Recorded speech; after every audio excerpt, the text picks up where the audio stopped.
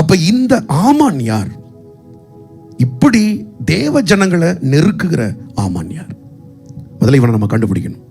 எல்லாருடைய வாழ்க்கையிலும் இந்த ஆமான் நெருங்கி வருவான். இவனை குறித்து வேதம் சொல்லுகிறது என்ன? இது ஒரு ஸ்பிரிட் ஆஃப் ஏமன். இது ஒரு ஆவி.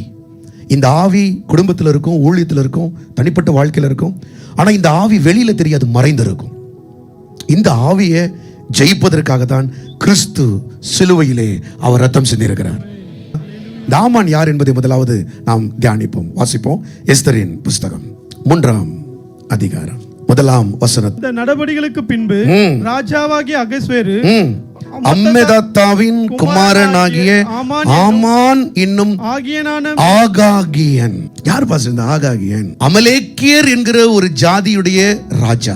எப்படி இயேசு பரிசுத்தவான்களின் ராஜாவோ அதுபோல இந்த ஆமான் அமலேக்கியருடைய ராஜா. அவன் தொடர்ந்து வந்து தேவ பிள்ளைகளை ஒரு நேரத்துல முழுவதும் அழிக்க வேண்டும் என்று அவன் எண்ணம் கொள்ளுகிறவன். இந்த ஆகாகியனை ஆண்டவர் ஆரம்பத்திலிருந்தே காட்டி கொடுப்பார். உங்க வாழ்க்கையில இடைவிடுகிற எந்த ஆவியையும் துரத்துறதுக்கு உங்களுக்கு பலன் இருக்கணும். உன்னை தொந்தரவு செய்யறதுக்காக ஒரு குரூப்புக்குள்ள ஒரு ஸ்பிரிட் ஒர்க் பண்ணுது பாரு, அதை எதிர்த்து நில்லு. அது ஒரு நாள் 2 நாள் இல்ல, அநேக நாள் ஆளு பிடிச்சு வச்சிருக்கோம். உன் குடும்பத்தில் அது புருஷனா இருக்கலாம், மனைவியா இருக்கலாம், அது பிள்ளையா இருக்கலாம், யார் ரூபத்தில் வேணாலும் வந்திருப்பான் அந்த பிசாசு. ஏன்னா அவன் ஒன்ன டிஸ்டர்ப் பண்ணி ஒன்ன காலி பண்ணணும்னு நினைக்கிறான். அவன் தான் அந்த அமலேக்கியனுடைய ராஜா. நீங்க முதல்ல அந்த ஆகாகியனை கண்டுபிடிக்கணும். கண்டுபிடிக்கிறதுக்கு உங்களுக்குள்ள இருக்கிற ஆவியானவர் உதவி செய்வார்.